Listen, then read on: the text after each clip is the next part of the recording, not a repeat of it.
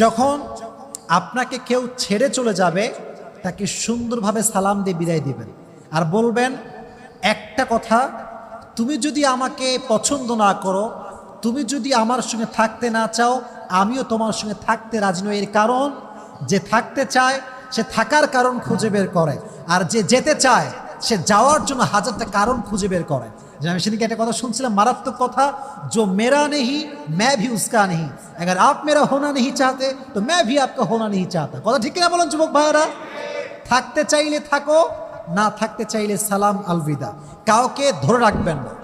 মনে রাখবেন, ব্যক্তিত্ববোধ যার আছে সে কখনো হাত ধরে কাউকে ধরে রাখে না, বরং সে বলে যে আমার, সে তো আমারই থাকবে, তাকে বোঝাবার কোনো প্রয়োজন হবে না। যুবক ভাইরা কথা বলেন ঠিক কিনা?